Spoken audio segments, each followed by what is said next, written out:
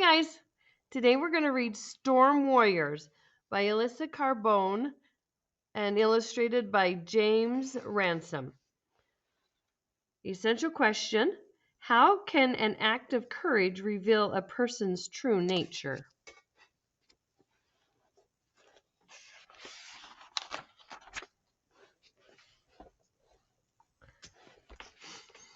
It's 1896 on Pea Island, part of North Carolina's Outer Banks.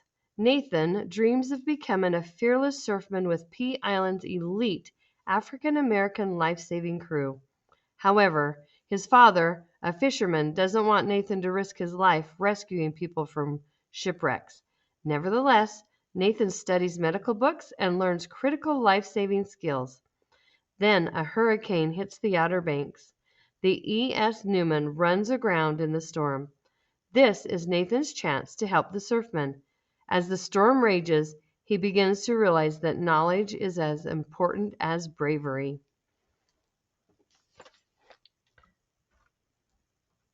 I stumbled forward and caught my balance on the side of the beach cart.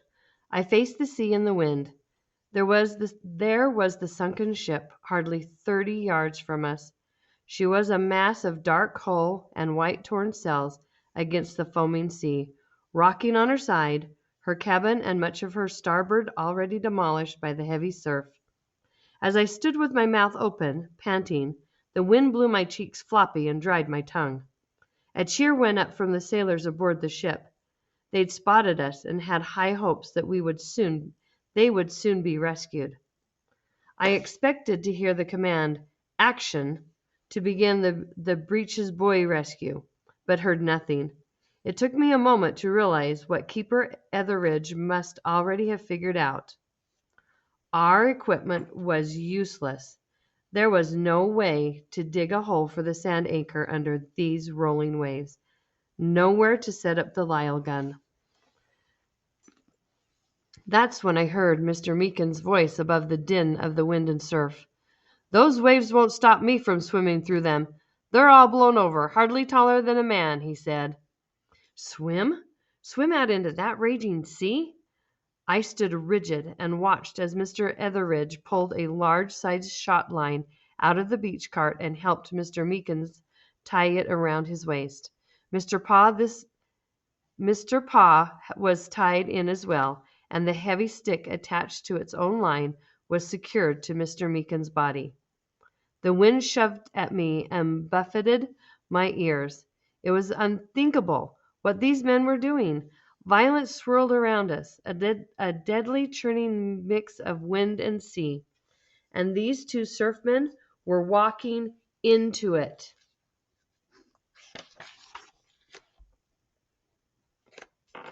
"Man the ropes!" shouted Mr. Etheridge. "One of them goes down, we'll haul them both back in." Mr. Meakins and Mr. Paw were dark forms against the white foam, plodding into the surf. Powerful waves smacked them into the chest. They ducked their heads down and pushed forward. I watched with a sick feeling in my stomach as the realization crept over me. I would never be able to do what these men are doing. The words of their motto ran through my head: "You have to go out, but you don't have to come back."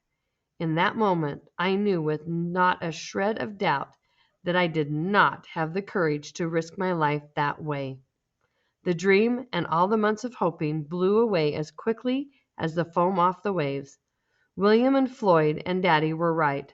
I would never be a surfman. There was no time for me to wallow in my loss. The men were paying out the ropes, and I was a fisherman, here to help. I took hold of one of the ropes.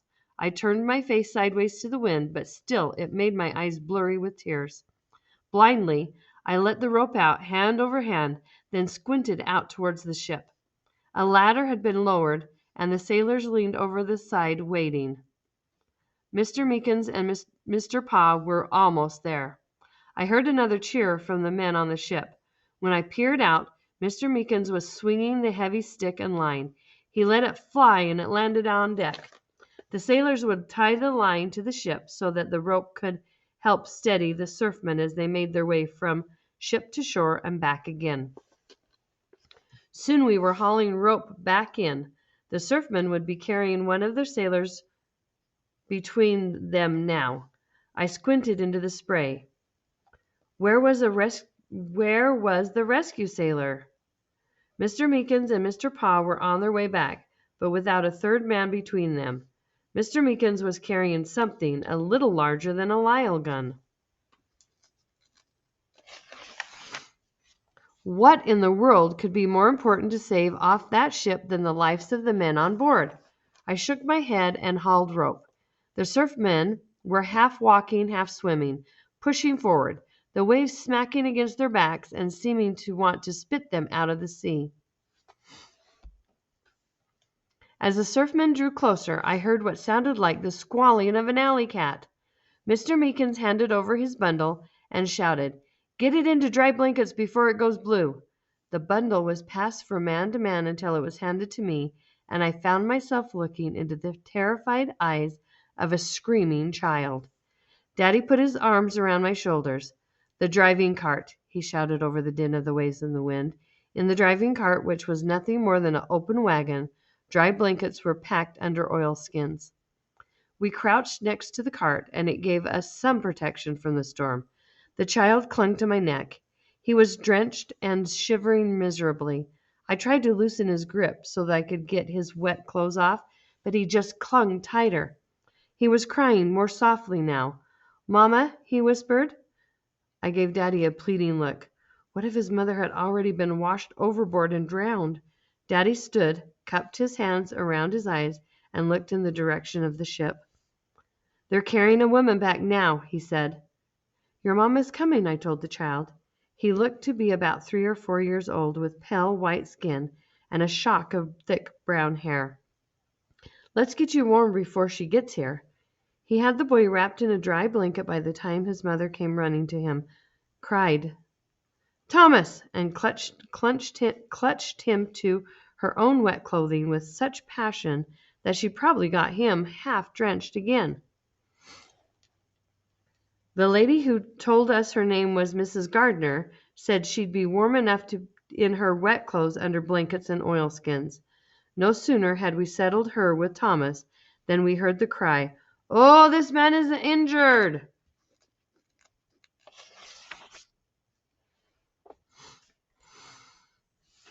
I ran to see. A young sailor had just been delivered by the surfmen. Blood dripped from his head and stained his life preserver. His lips were a sickly blue. He took 2 steps, then collapsed face first into the shallow water. Mr. Bauer dragged him up by his armpits and pulled him towards the driving cart. "George, take over my place with the ropes," he shouted to Daddy. "Nathan, come help me." The sailor looked hardly older than me, with dirty blonde hair that had a bloody gash the size of a pole bean running through it. "Treat the bleeding first, then the hypothermia," I said as I recalled the words from the medical books, and they comforted me with their matter-of-factness. Mr. Bowser grunted as we lifted the sailor into the driving cart. "You did study well, Nathan," he said. Mr. Bowser sent me to the medicine chest. Then I held a compression against the man's head wound while Mr. Bowser began to remove his wet clothes. That's when Mr. Bowser seemed to notice Mrs. Gardner for the first time. "Madam, we're going to have to—" He cleared his throat. "This boy's hypothermic, so his wet clothes have to." Mrs. Gardner rolled her eyes in annoyance. "Oh, for heaven's sake!" she exclaimed. She immediately went to work to pull off the man's boots, helped Mr. Bowser get the rest of his clothes off, and bundled him in a dry blanket. "Are there any other injuries on board?" Mr. Bowser asked as he wrapped a bandage around the man's head. "No, only Arthur," he said. "He took quite a fall when the ship ran aground." Arthur groaned and his eyes fluttered open. "I'm cold," he complained. Suddenly there was a commotion at the ropes. "Heave!" Mr. Etheridge shouted. "Haul them all in!" "They've lost their footing," I cried. Mr. Bowser grasped me by the arms. "Take over here. I'm sure you know what to do."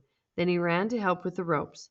My hands felt clammy and shaky, but once again the words from the books came back to steady me. Rub the legs and arms with linseed oil until warmth returns.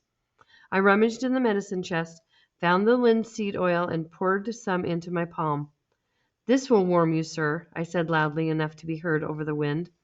Arthur nodded his bandaged head and watched nervously as I rubbed the oil into his feet and calves, then his hands and arms. He gave Mrs. Gardner a quizzical look. "Ain't he young to be a doctor?" he asked her.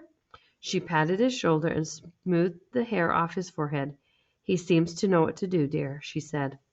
"I am warming up," he said. I lifted the lantern to look at Arthur's face and saw that his lips were no longer blue.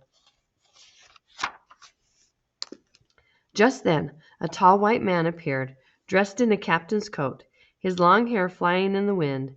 He reached up into the driving cart and pulled Mrs. Gardner to him, pressing his cheeks against hers.